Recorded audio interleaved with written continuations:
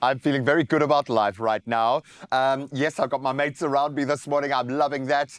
And chocolate. If you like chocolate, stick around. We've got something very special today. The amazing chef Sumaiyah from Ganache Art is here for a chocolate decorating masterclass where she is going to hopefully teach us how to make chocolate roses using modeling chocolate. Intimidating for just about everyone, even a chocolatier. This is the kind of stuff you've got to get right. Sumaiyah, so glad that we're going to get a chance to work together. Thank you for being here. I know you are unbelievably busy.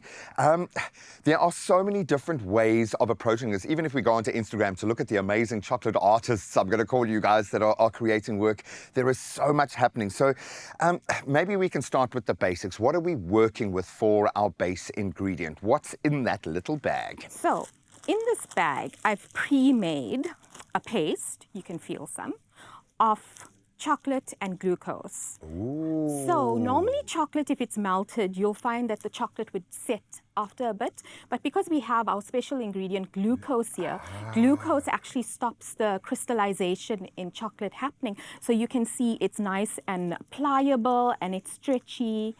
So this is like the ultimate hack if you don't want it to crack or to be able to work with it. But I suppose therein also lies the danger. You've got to be really careful when working with something that can be remolded constantly as well. Yes. Ooh, okay. So where do we begin with the process? Because I'm seeing some amazing little tools here, but this is an age-old tradition. And I love the fact that we're dipping into generations worth of culinary knowledge when you get into this space. So I first started doing fondant sugar flowers, and then that's when I said, let me try it in chocolate.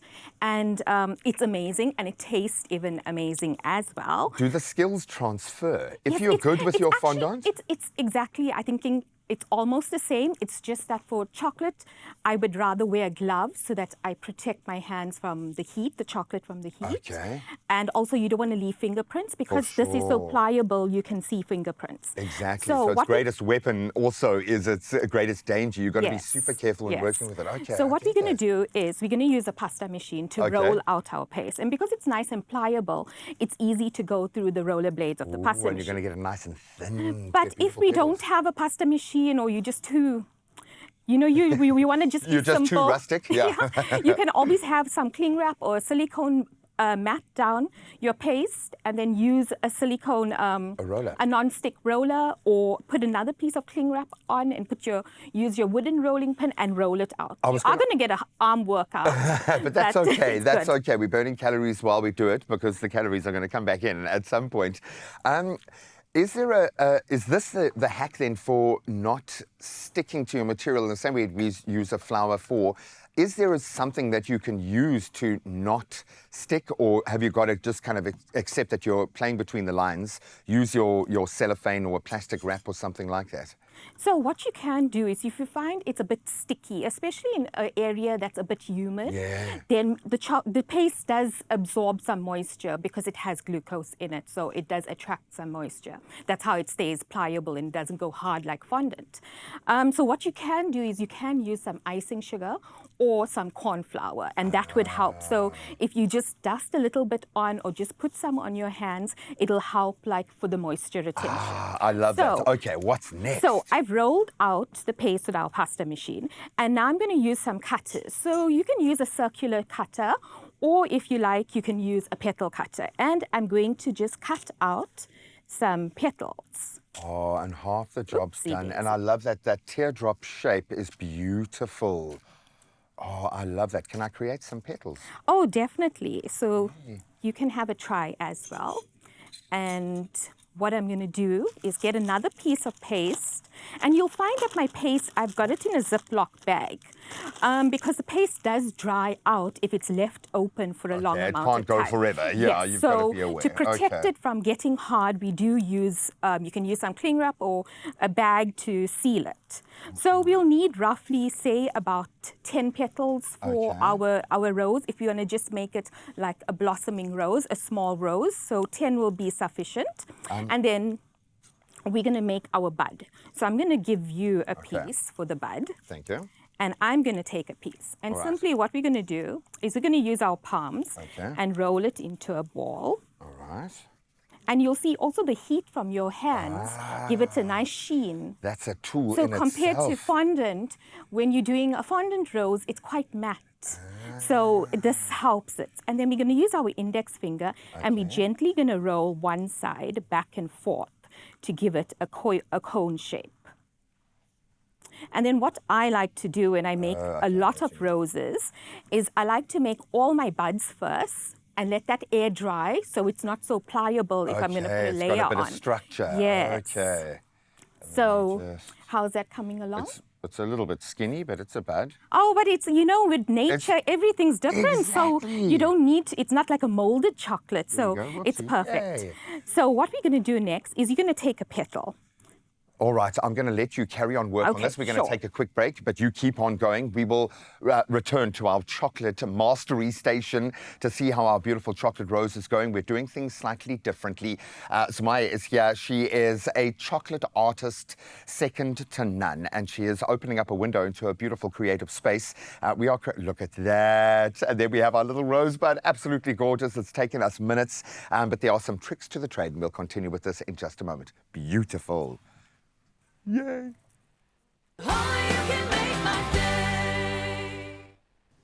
Oh, what an incredible conversation. We're going to find out more about those projects in just a bit. But for now, though, we're going to head back to one of our superstar women because earlier, Chef Sumaiyah from Ganache Art showed us how to make beautiful chocolate roses using modeling paste, and they turned out to be absolutely exquisite. So we're going to keep that theme going right now. She's back to teach us how to create chocolate flowers using tempered chocolate. And I have so many questions. Sumaiyah, this is an interesting one because many people don't even know about tempering and why it's so important. Can we maybe start there?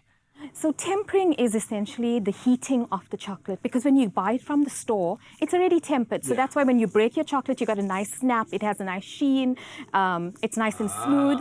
But now if we want to use it, we need to heat it up. And because there's so much of cocoa butter in curvature chocolate, the cocoa butter is very temperamental and it needs to be tempered. So it needs to reach a certain stage in its crystal structure. And that's why we have to temper the chocolate. Okay, so we're going to go through a tempering process right now and kind of just explain why that's important. Are we? Yeah, we can. Okay. You sure? So this is essentially where you would be tempering chocolate. So this is on a gradual heat sort of variability. Yes, so I use a chocolate melting pot. So this just is, it has a heating element in and it gives a nice even distribution of heat. Okay. But you can always use a double boiler or the microwave, and you just want to heat your chocolate up to say about 45 degrees Celsius, and then you let it cool. And there's different ways to let your chocolate cool. So that's how you have different tempering methods. So sometimes you'll see people are busy working the chocolate and it looks so graceful. It's called the tableering It's like they're method. massaging it. Yeah, so I use the seeding method, where when it reaches 45 degrees, I add some unmelted chocolate to bring down that temperature. Okay. And then you just mix it around so the crystal structure can begin in the chocolate. And then once it's 28 degrees, that's when your structure is stable, depending what chocolate you're using, milk, dark or white, because it's different for each one.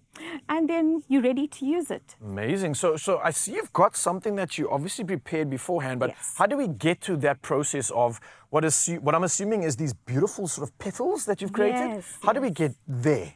So what we need is, we're going to be using acetate paper. So these were from my day. I remember in school they used to write all the notes on your overhead projector with the light shining through. Yes. Wow. So it's the same one.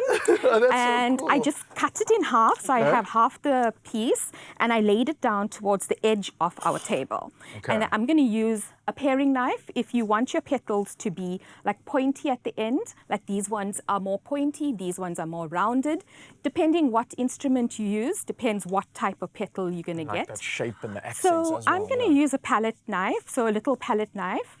Because I have a small amount of chocolate in here, so I'm able to bend the palette knife. So I'm just going to dip it in, give it a little tap, scrape it clean, and then on the edge, I'm going to gently press down and pull back. Oh, voila. You can have a try. Well, are you sure you're going to give me this yes, responsibility? Okay. So I am attempting to work with tempered chocolate for the very first time with our Ganache Art expert, Sumaiyah here. And I'm so nervous. Oh, you're doing well. But let's try this out. So place Flip it here. it over, gently press down and pull down. Perfect. I think Voila. we made our first petal. Okay, this could start to become quite therapeutic as well if you start to just gently glide And these you'll on. see it's like a signature. If you can see the difference between our two, so you can see because of the hand pressure, the angle. So if you want to have a flower that's more or less symmetrical with the petals, you'll find that if one person does the petals, it'll come out more or less the same. Okay, because of their gestures, their strength, Yes, the way yes. they apply their technique. So let's see if this is going to look like the other one. Even worse. You know what? Petals are natural, so Yes. it doesn't matter, and we can always make it work. Okay, so once we've kind of arranged a few of these Yes. petals, how would you what- cool this one down? So you can see it's already starting to cool here. It's starting to crystallize. So what I would do is just to fast forward the process. give it that curvature. Yes, to give it a little bit curl. And also chocolate, when it sets, it has a natural curl. So to counteract that curl, if I didn't want to curl, I'll turn it on its chocolate side because it's semi-set. And then that'll keep it counter. flat. So we're going to place this in the fridge. Okay. Thank you. First attempt at tempering chocolate. How cool. Okay, so pop this in the fridge. How long exactly would this need to be in here About for? 5 to 7 minutes. Okay. Like if your fridge is around 4 degrees. All right. And then Voila, it ends up looking like this. Wow, we have one already done. Nice. So I think it's so smart how you're using this paper as well to kind of create the shapes and the accents. Yes. And you've pretty much created like perfection. They all look the same. and you'll see that these are quite delicate compared to earlier when we did the chocolate modeling paste. So, you know, you Gentle. do have breaks. I did break some along the way and I just fixed it quickly. Even you. Yes, Oh, wow, yes, it okay. happens. So you are human. So what I have here is a bonbon shell that I just Oh, that's pre-made. clever. And I just put some sprinkles on top to give it the shape, like a resemblance of the center of a flower. And what I'm going to do now is I'm going to take my petal. So you can use these petals on a cupcake, on a cake. You can arrange it however you like. Like you can put it individually into a dessert. That can also work. yeah. And you can see it has a nice shine, and this side has the indentation. Texture and the character. So what we can what was that about? You just put something random out there. So this is a cooling spray. It is food grade cooling spray. So most chocolatiers use this just to set the chocolate instantly. If you've seen like those chocolate showpieces just, like, and stuff. cool it down. Yes, you want to cool it down instantly. Because if you're trying to hold it for a long time or you're trying to walk into the fridge with it, it's not going to work out. And I would suppose like your hands also like get quite warm. So as that's well the working reason with why I this. have the gloves on, because the moisture from your hands and the heat from the hands. So that's why you wear gloves, so you don't put fingerprints. Is this still considered like chocolatiering and patisserie, or is this science? Because, wow, this is crazy the amount of information You know you what? know. Baking, chocolates, food, it's all science.